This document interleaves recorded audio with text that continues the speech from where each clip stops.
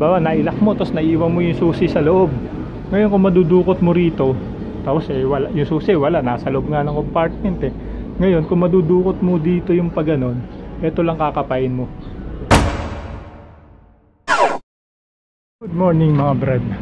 Mga brad, ngayon marami tayong pag-uusapan ngayon. Isa na nga rito yung pag-adjust nitong footrest para sa back ride. At saka ilulocate natin kung nasaan yung flasher nya. Tapos babaklasin natin to lahat. Tapos step by step natin ipapaliwanag kung paano pagbaklas, proper na pagbaklas nitong grabs natin.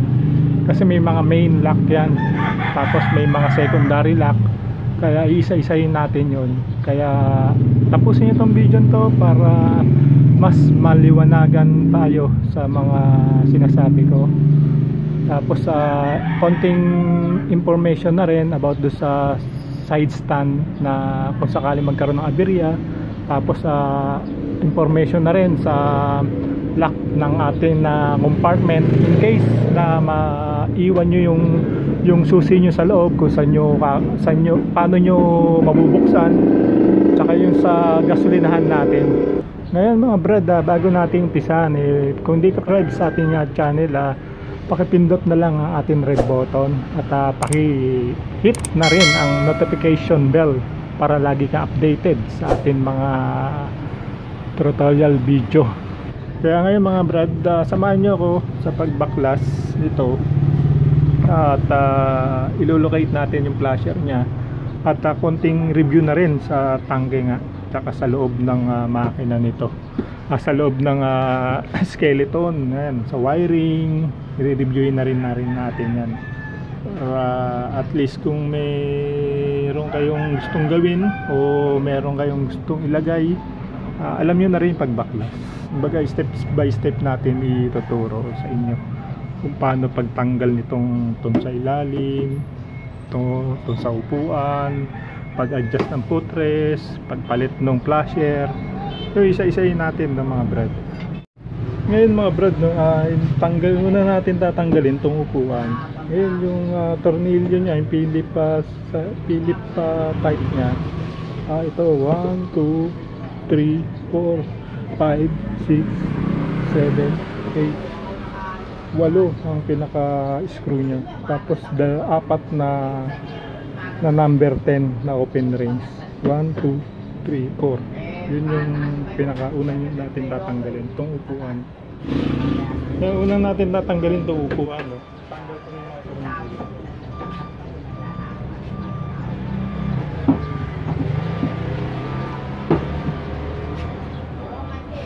Tanggalin natin yung upuan. Next natin ito naman, itong ito.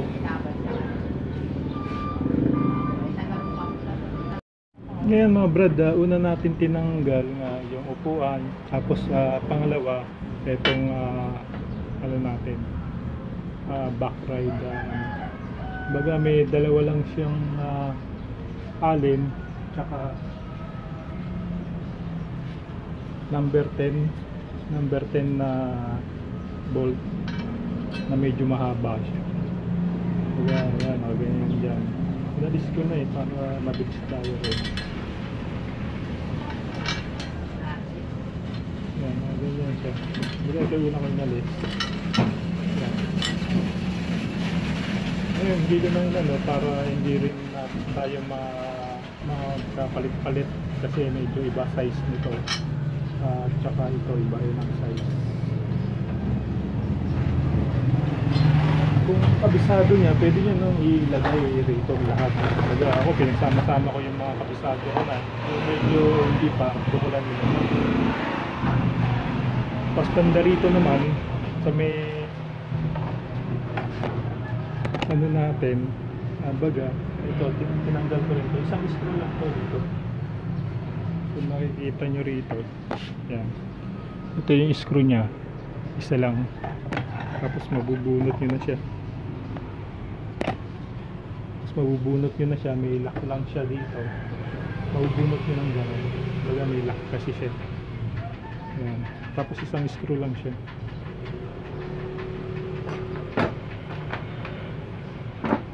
banda rito naman sa baba, kung nakikita nyo, ayan, dalawang number 8, number 8 na open range.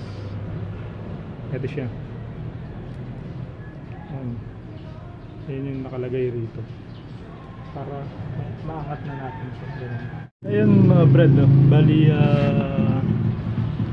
may pin pala siya. Ito, bali kung nakikita nyo yung dilaw na yan, medyo iaangat nyo siya. Bali iaangat nyo siya rito pag ganun. Yan, pag narinig yung tumunog na siya, umangat na yan, kumalas na sa lock nya. Ganun din dito sa kabila. Yan, kung nakikita nyo yan dilaw, doon nyo siya medyo ipupush paangat. Yan, medyo push lang paangat. Pero bago nyo i-push yan, tanggalin nyo muna yung pinaka ano rito, pin lock sa ilalim.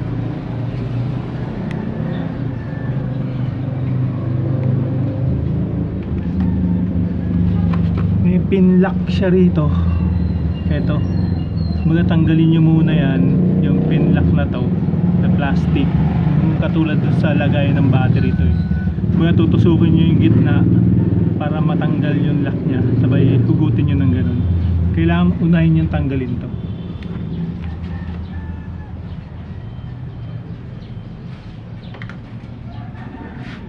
Tapos ito, yun nga, yung kulay dilaw na sinasabi ko sa inyo, kailangan makalas nyo yan, tapos mahuhugot nyo na siyang diretso.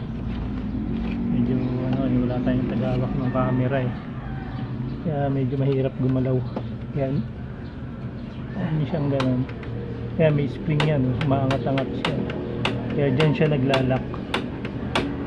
Yan, ito yung medyo talagang nakakawit siya, kaya mahirap tanggalin. Pero pag natanggal nyo na yan, dire-diretso na siya, mahuhugot nyo na siya ng ano, buo, katulad yan. Tapos ito yung connection ng ilaw, bali tanggalin nyo na lang din. Yan, tinanggal ko na yan para mahugot ko ng diretso.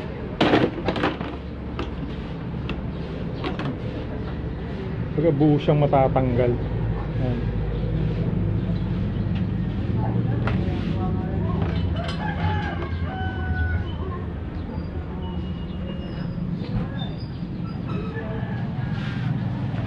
So ayan, medyo ano na, maluwag na tayong kagawa. Ngayon kailangan din tanggalin to kasi i-adjust natin tong ano, pero yung iba ginagawa, pero tingin ko mai-adjust natin to nang kahit hindi natanggalin to. Ang ano lang natin ay hanapin natin yung ano yung pinaka-flasher natin para mapalitan kaya tingin ko tanggalin na rin natin tong ano niya, para lahat, para rin makita yung naka-skeleton siya at para malinis na rin. Ayun na, stay put lang muna kayo at i-ready ko lang para saglitan na lang tayo sa pagtanggal. Tapos mga brad, pagtanggal naman nitong pinaka sa ilalim niya, ganun din, may lock din siya, itong kulay dilaw na to. Pag pinisil nyo rin yan, baga nakalock din siya. Sample natin Tapos may mga lock siya rito na nakawit.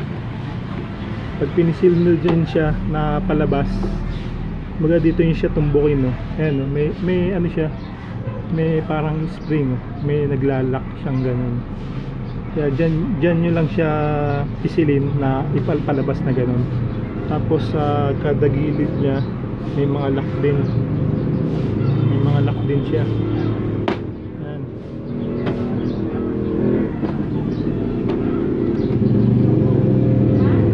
Bali, nalis ko na rin yung tornilyo dito. Ayan, nalis ko na yan lahat ng screw, tanggalin nyo na. Tapos yung number 10 sa flooring, yan, tanggalin nyo na rin yan kung kakalasin.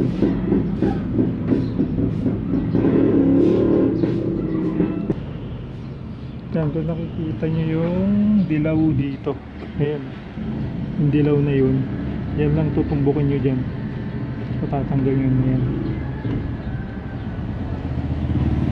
Yan na lang natin, hindi kita sa camera kasi ganda ko makikita sa camera.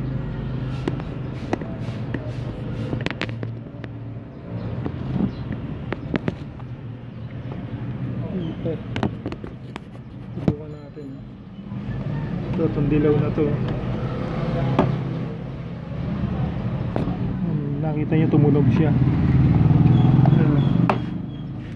Natatanggal nyo siya dire-diretso.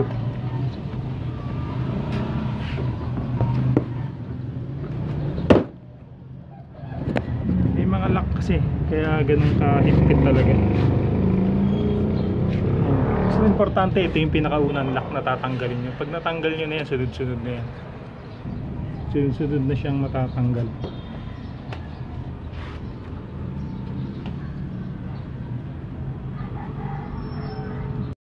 Ito yun mga brad, no? Tapos dire-diretso na siya. Yan, dire-diretso na siya rito. Tapos dito medyo mahirapan kayo kasi may pin din dito. May pinakalock siya. Ito.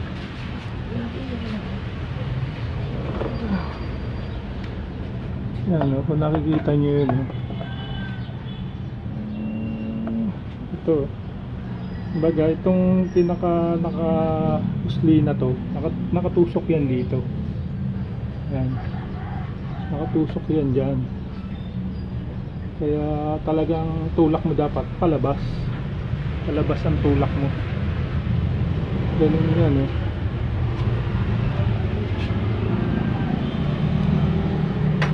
Yan, nakakagiri sa kabila.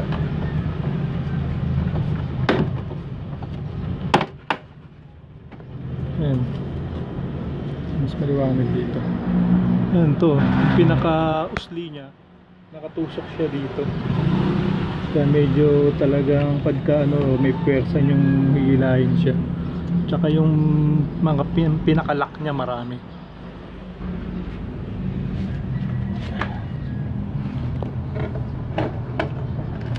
Natanggalan natin dahil ang likod.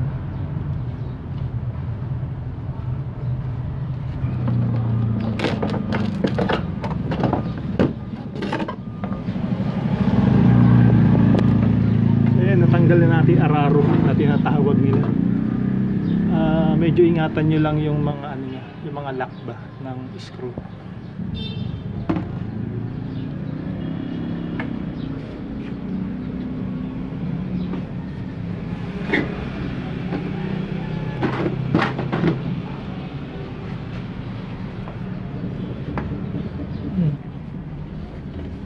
Kita na siya. Dito na rin, makikita na rin natin yung pinakatanggal niya, no? Kasi ito yung sinasabi ko sa inyong plate, oh. So ilalim ng nakaibabaw yung gas tank natin dito.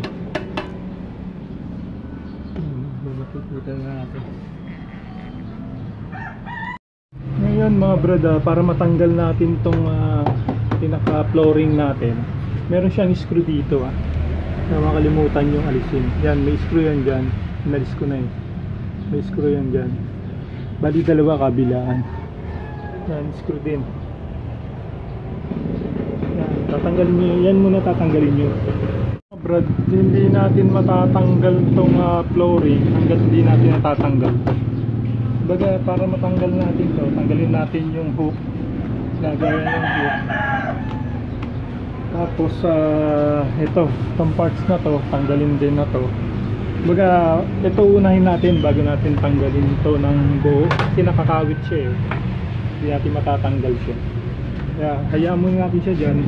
Ito unahin natin tanggalin itong harapan. Ngayon natanggal ko na yung pinaka dibdib niya rito. Alam nyo na naman yung pagtanggal nun eh, diba? Dalawang screw lang yung hilahin na ganun.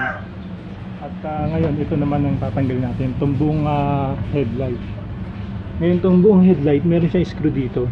Ayan, may screw, inalis ko na yun. Tapos dito, ayan, may screw din siya. Magtatanggalin nyo muna to, yung screw to.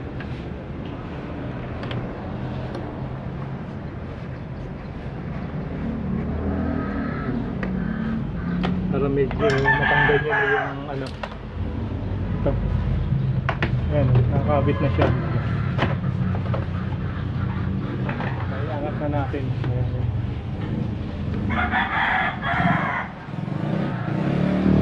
dito rin.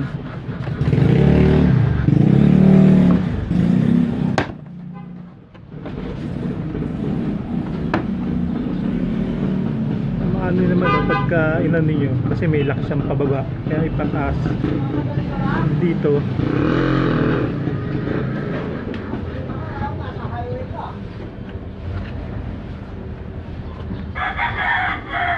So ngayon mga brad, basta natanggal nyo na lahat ng screw dito sa harapan, yan dito. Ngayon maiaangat nyo lang ganun.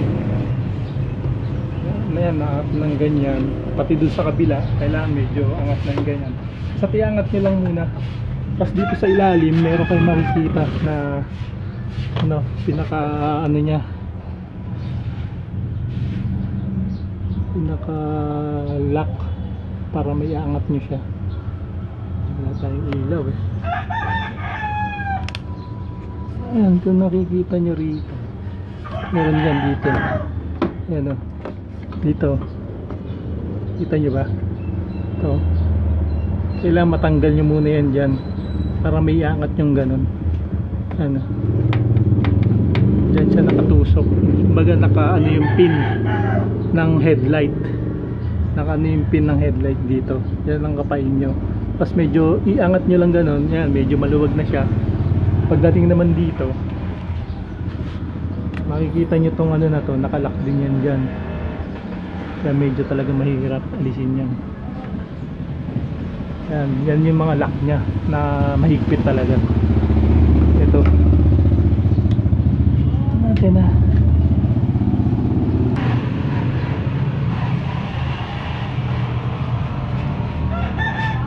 So ayan mga brad, na tanggal na natin. Tatanggal na siya. Bali tanggalin nyo na rin yung mga sakit ng ilaw. Ayan, para mahugot nyo na siya.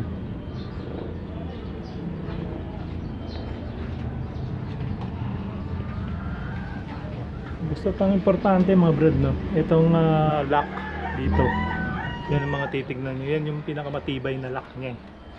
Yung mga dito saglit lang yan, basta tatanggal mo yung lock na yan, tsaka yung screw nya rito, yan, para mahugot mo siyang gano'n. Baga itong mga lock na parang ipin eh, secondary lock lang yan. Ang pinaka main lock nga nya yung mga tinuro ko sa inyo.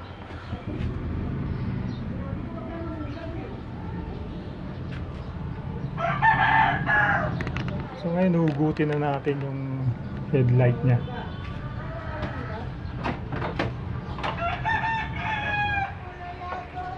Ha? Okay lang nakit ka lang. Hugutin natin.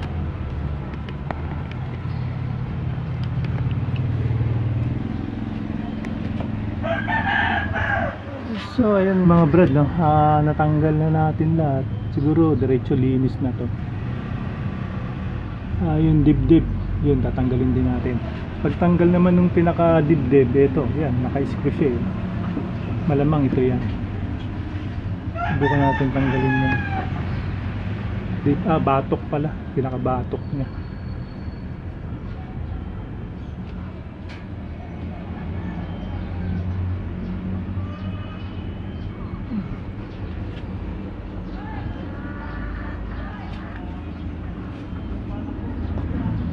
Yung pinaka-computer box pala natin ito. Ito, dalawang socket pala niya. Yan yung pinakamahal dyan. Hindi pa natin malocate yung ano, no? Kailangan talaga tanggalin natin yung dibdib para sigurado tayo. Ito yung pinaka ano niya, ECU. Ito yung pinaka ECU. Mga dalawa yung socket niya. Tapos diretso ayos na rin ng wiring, tsaka linis. Lilinisin na rin natin ito. Ayan. Tanggalin ko muna mga brad. So ngayon mga brad, no, natanggal na natin to. Ayan, tanggal na siya. Yung headlight pinasok sa loob, sa headlight na. Ayun, ito tinanggal ko rin dahil magiging sagabal siya eh pagka binunot ko ito. Ayan. nakakabit kasi ito dyan eh, kaya tinanggal ko na rin siyang diretso.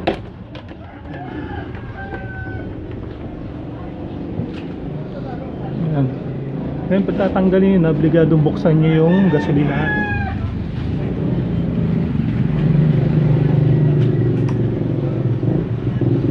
Ngayon mga brad, obligadong buksan nyo yung gasolinahan, tapos iangat nyo lang to. Medyo ingat lang kasi pag nabungi yung pinakpin nitong ano na to. Ayan. Baga meron siya rito yun, nakalock dun sa loob. Sinundot ko na yun dito. Dito nyo susundutin yan.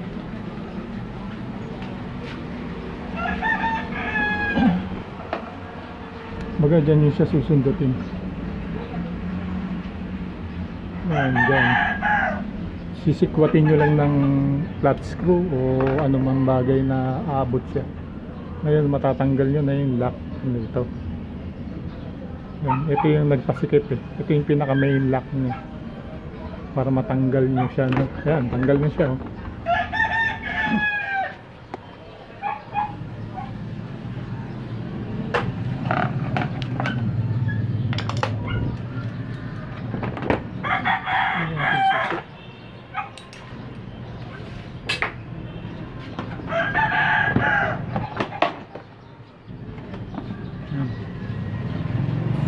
Ngayon, ayun, nakita rin natin. Nandito pala yung flasher niya. Bali, tatanggalin natin yung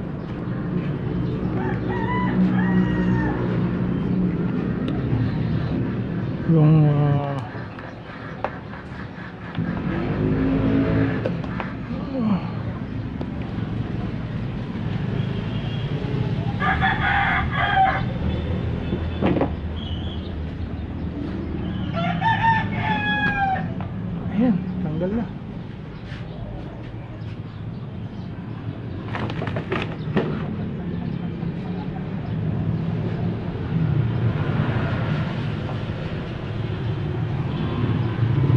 Baga, ito lang hinahanap natin. Itong flasher na to. Ayan. Ito yung flasher sa signal light. Papalitan natin nung medyo maingay. Bibili tayo nung ano, yung may beep beep ba siya.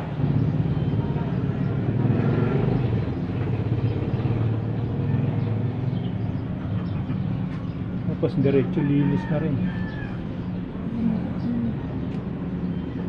Ito yung tangke.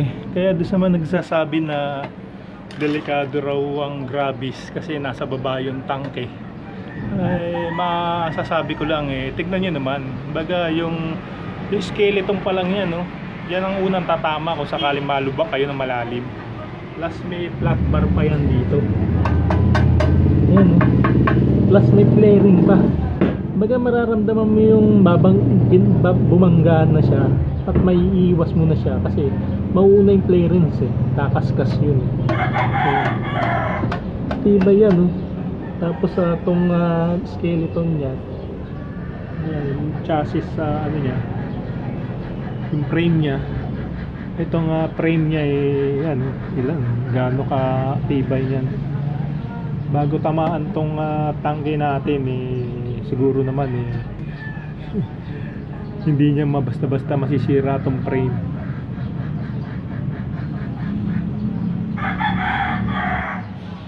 So ayun mga brad, no? Nakita niyo na yung tangke natin. Ayan. Tapos ito yung gasolinahan. Siyempre pag nagpagasolina ka, ayan, may imbudo siyang papunta rito. Kaya kung magpo-full tank ka, siguro ang imbudo mo hanggang dyan. Ayun.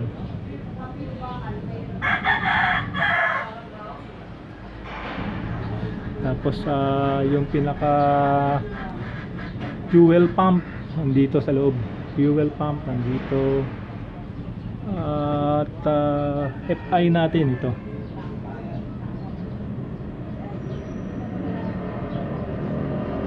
Tapos yung tinatawag nilang throttle valve ba yan? Ayan ito. Tapos ingatan yung wag magalaw to. Baka mapihit o ano nyo, wag nyo pipihitin kasi naka ano yan, naka set up yan dun sa ECU natin. Pag pinihit nyo yan, mag-iiba yung read ng o memory nung ECU. Kaya pag napihit nyo yan, obligadong pupunta kayo sa may gadget, sa authorized person na may gadget na para ma-set nya uli yung para ma-timing yung hangin o minor nyo. Kaya huwag kayong pipihit dito, huwag kayong basta pipihit. Pag naramdaman nyo medyo tumaas yung minor, huwag kayong pipihit kasi nakaset up sa ECU yan.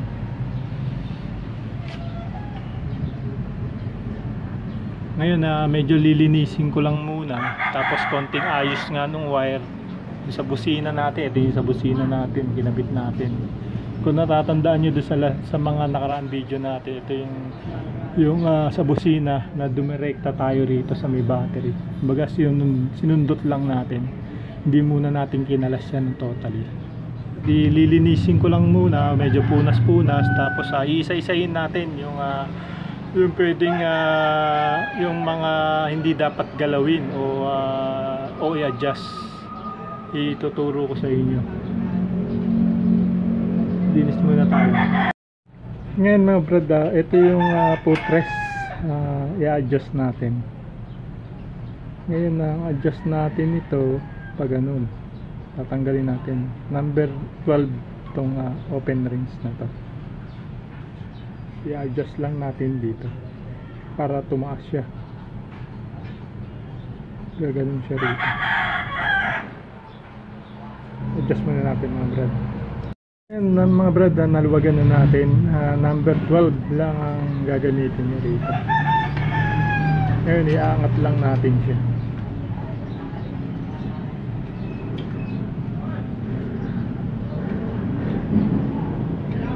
Para tumaas lang siya. Ayan, dito lang sa yung lipat.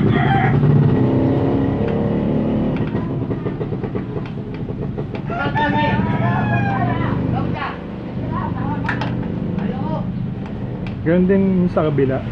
Ganoon din gagawin natin.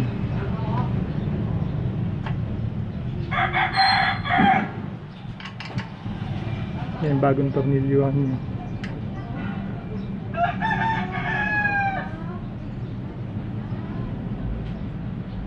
Ito yung dati niya, tapos naiangat lang natin ng ganun.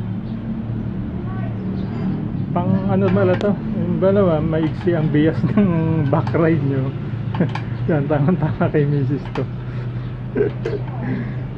Maigsi ang bias. Pag medyo may katangkaran naman yung back ride nyo, huwag nyo nang adjust. Sakto lang sa kanya yan. Ito tama-tama. Yan. Ganun din gagawin natin sa kabila. Iaangat lang natin. Ito hindi ko alam, no? Mayroon pa siyang isang pwedeng tornilyuhan. Maaring sa ano to, no? Yung sa bracket niya. Pwede rito magkabit. Dalawa, oh. Bali nut siya. Baga may thread tong dulo niya. May thread yan. Ayun, no? Ano tayo? Balik tanaw. Balik tanaw ba yun? Ngayon yung paglagay natin ng iwas talsik, improve na less yung talsik dito. Dati talaga namumutik yan, eh. Pag nadaan ka sa basa na may putik, talagang makikita mo yung dumi rito. Ngayon na less siya. Paglagay natin ng aerotape. May ano, no, sa Facebook meron akong nakita. Baga na-mention niya yung paggawa natin. Yung ginamit natin yung aerotape. Siya naman ang ginamit niya ata ay ano, tape. Saan may ginamit siya kulay ano eh, na tape din. Kaso mas matibay yun na tape yata yun. Medyo mas maganda yun. Bali itong sa atin naman ito lang available kasi natin, kaya ito lang din nilagay ko. Tsaka okay naman dikit na dikit siya. Tsaka flexible kasi to, kaya yun din ang kaya aerotape din ang ginamit ko. Flexible siya. Bakit hatak-hatakin mo para siyang goma. Kaya tsaka ubra siya sa mainit, temp siya. Tapos yung sa harapan naman, na-less din yung talsik niya. Kaya kung nakikita nyo, malinis pa yun dito. So, nadaan na ako sa putik niyan. Ayan, na-less yung talsik ng dito sa may front shock natin. Tsaka wala na talaga, oh. Ayan, wala na. Ayan yung palatandaan, nilinis kasi natin to bago natin kinabitan ito. Tapos nadaan ako mga ilang araw na sa basa, nahugasan ko na to. Ayan, wala rin ako na ano dyan, yung mga dati. Ayan, nalis talaga. Talaga may nag-prove yung paglagay natin ng iwas talsik na to. Tsaka matibay naman eh. Tignan mo yun. Tsaka depende rin talaga sa dikit mo. Yan, hindi mo basta matatanggal yan. Tapos yung dito naman ito rin, dilagyan ko rin tayo. Dinikit ko rin sa ano. Kaya talagang dikit na dikit siya. Ayun mga brad, no? Bali nalipat na natin itong footrest. May-adjust na natin pataas. Gaya nga sinabi ko, para sa mga maigsi ang bias, mas maganda yung nakataas ang ganun para abot na abot nila. Tapos na-locate na rin natin yung flasher. Si kasamang si brother Lalamove, bali nagtatanong siya kung saan nakalocate yung flasher. Eto brad, bali talaga magtatanggal ka. Hindi ko lang alam kung kayang dukutin. Subukan natin kung kaya natin dukutin mamaya. Ibabalik ko yung kaha, tapos susubukan kong dukutin to kung madudukot natin, para nang sa ganun hindi mo na tanggalin lahat kasi masyadong matrabaho pagka tinanggal mo lahat yan. Ayan, bali na-locate na natin kung nasan siya. Bali nakasabit siya dun sa may niya, pinaka batok dito. Tapos kung gusto mong palitan, tignan natin kung madudukot natin. Tapos nakita na natin yung pwesto nung gas tank niya. Ayan, safe naman siya, di ba? Sa kapal ng nito yan, kapal niya, no? Tapos meron pa siyang flat bar dito. Medyo makapal din yung flat bar dito. Kaya talaga matibay siya.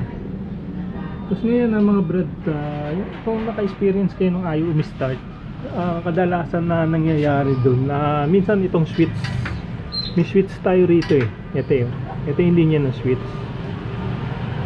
Minsan nagkakaroon din diferensya rito. Bawa, in-on mo, tapos nagkaroon ng ilaw, nagkaroon ng busina, kaso ayaw mag-start. Maaaring dito yun. Switch kasi ito eh. Pag ginanon mo siya, mag-ano siya. Minsan nagkakaroon, minsan nangingat-ngat ng daga, naputol tong wire.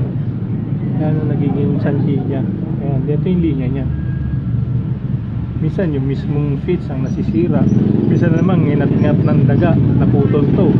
Siyempre pag naputol yan, kahit nakataas to, putol lang linya niya. Hindi ka makakapag-start nun.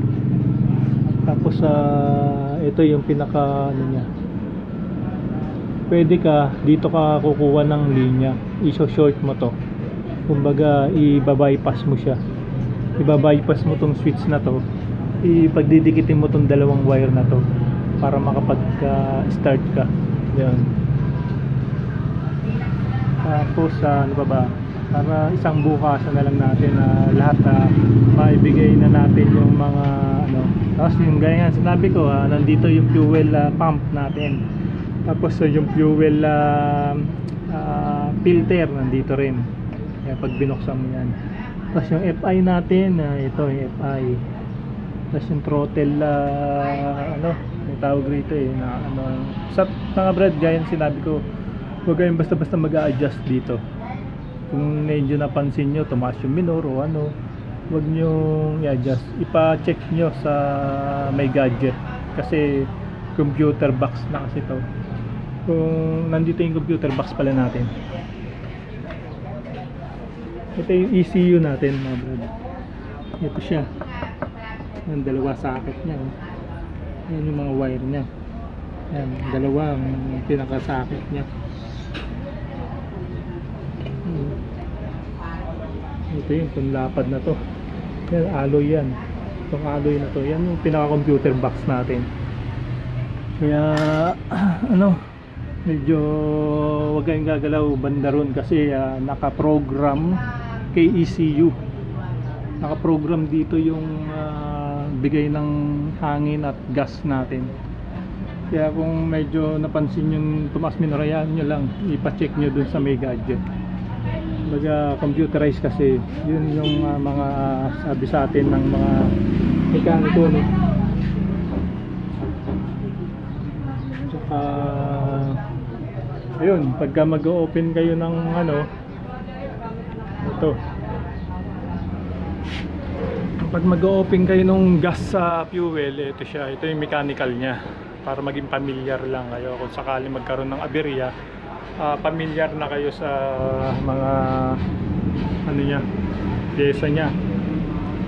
Ayan, di ba? Ito isusi natin, tapos bababa lang yan. Pag pinindot mo, sabay bukas na yung si gas tank. Ganun din si ano, sa upuan. Yan, bumababang ganyan yan. Ilalak natin.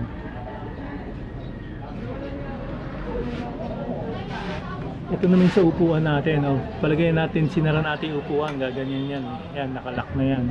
Ngayon, pipindutin ko dun. Ganyan.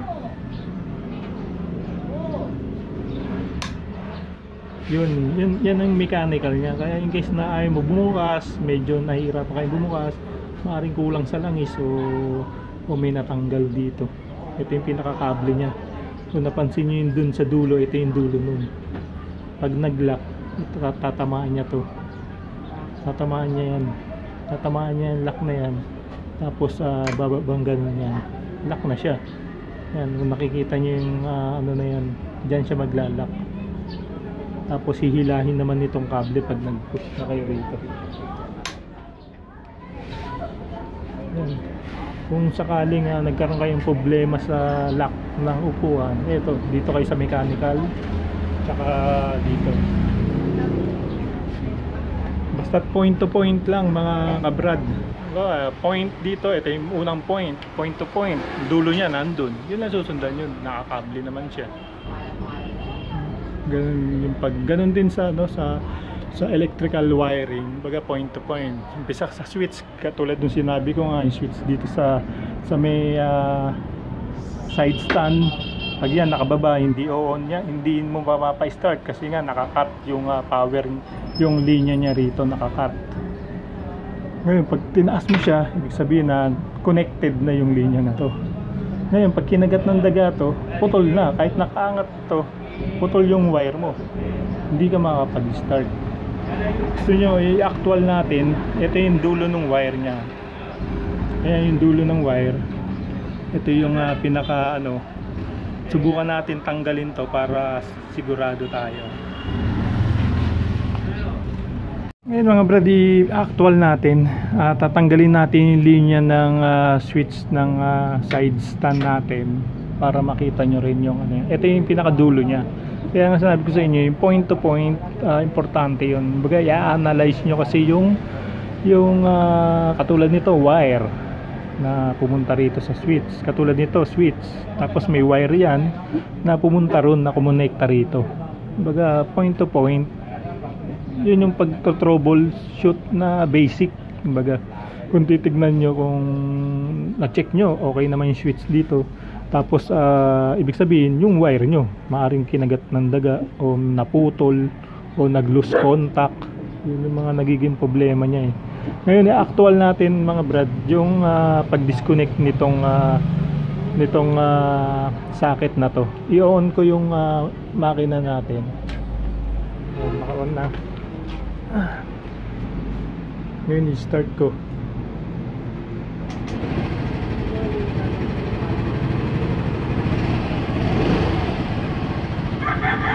Ngayon naririnig nyo, no? Naririnig nyo yung ano na ingay ng makina. Ngayon tatanggalin ko tong sinasabi ko sa inyong connection ng switch ng side stand. Ayan, tatanggalin ko to. Ayan, narinig nyo namatay, di ba? Namatay. Ibig sabihin nakat kasi yung wire. Kaya kung kayo naka-experience nung na nawalan ng ayaw mag-start nung motor nyo, maaring dito baga isa na rin nyo check-checkin to. Kung baka naka-side stand lang kayo, itaas nyo. Ngayon pag wala pa rin, ayaw pa rin mag-start, check nyo na yung linya nya. Yung gaya nga sinabi ko, ito maaring kinagat ng daga kasi isang wire lang maputol dito, disconnect na siya. Yun. Kaya napapansin nyo rin siguro balot na balot to kasi pag natubigan yan, natalsikan ng tubig, naputikan, mag-uumido yung loob nyan, malulus contact siya. Kumbaga isa na rin nagiging ano yun, aberya. Mawawala ng contact. Ayun. Ano pa ba ano yun natin? Ayun, spark plug. Ito yung spark plug. Ngayon, pagka halimbawa ayaw mag-start, may redondo, maaring spark plug, tanggalin nyo lang to. Tapos check nyo kung may supply, yun, kung mayroon na static. Pag next video natin, next tutorial natin tungkol naman sa spark plug, paano pag-test ng spark plug at paano pag-test din ng ignition coil. Ito yung ignition coil natin, kung paano pag-check ng ignition coil tsaka pag ng spark plug.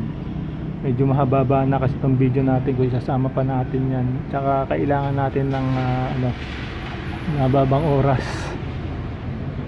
Yun, tsaka pag-check din ng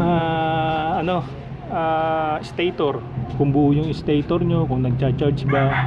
Yun, iyaano natin yan.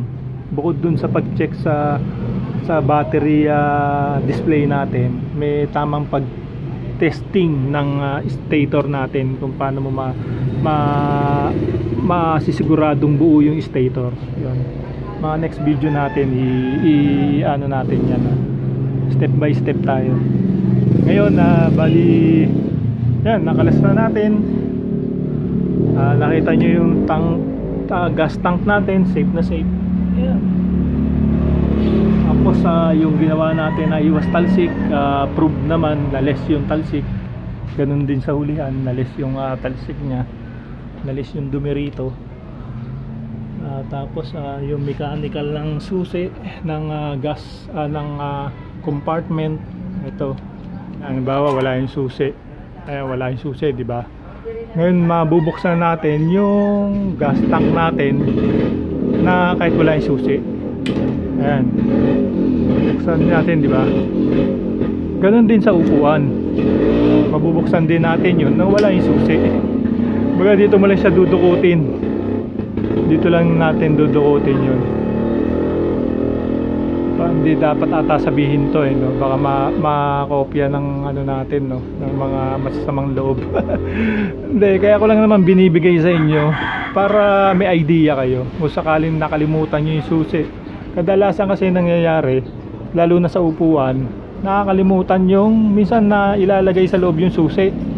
Ngayon halimbawa ilalak ko to, bali yan, nakalak, no? Yan, halimbawa nailak mo tapos naiwan mo yung susi sa loob. Ngayon kung madudukot mo rito, tapos wala, yung susi wala, nasa loob nga ng compartment Ngayon kung madudukot mo dito yung pagganon, ito lang kakapain mo. Yan. Ngayon narinig nyo, naglagatik doon. Baga yan lang yung kakapain nyo para maalis nyo yung lock nya. Mga simpleng idea lang. Ayan, hindi mo maayano kasi nga nakasusi. Ulitin natin, medyo maliwanag Baka naiwan mo yung susi dun sa loob, naiwan mo kunyari yung susi dun sa compartment, tapos syempre wala kang susi, nasa loob yung compartment. Kung kailangan buksan yung compartment, kung madudukot mo rito yun, ito lang gagalawin mo, alisin mo lang to. Kung maririnig nyo, lalagatik yung na yun. Ayun, lumagatik, di ba? Hindi ko lang may sa camera dahil dito tayo nakatutok. Ngayon ganun din dito, kung ano yung ginawa natin, ganun din, mabubuksan mo rin yan kung wala kang susi. Ayan, nabuksan, di ba? Yun lang mga brad. Sana itong video to malaki na itulong sa inyo. At bilang pasasalamat, paki-subscribe o paki-like na lang itong video to. Ngayon ibabalik ko na yung kaha, no? Siguro hindi ko na i-ano sa inyo yung pagbalik ng kaha. Total naipakita ko ng paano kalasin. Ngayon pagbalik, ganun din. May mga lock. Uunahin nyo rin yung lock nya. Uunahin nyo yung mga main lock. Yung mga main lock na sinasabi ko, yung may kulay dilaw, yun lang una nyong i-lock para mag-lock siya. Tapos yung mga secondary lock, yun sunod-sunod na yun. Yung main lock lang iyan nyo. Kaya hindi ko maipapakita na sa inyo yung pagbalik nung kaha. Medyo mahaba-haba na tong video natin para madali tayo matapos din. At saka ano, siguro hanggang dito na lang. Medyo mahaba na tong video natin. Next upload natin siguro gagawa tayong content na mas pakipakinabang sa ating mga riders. Hanggang sa muli ay Malan de Libro, mabalo.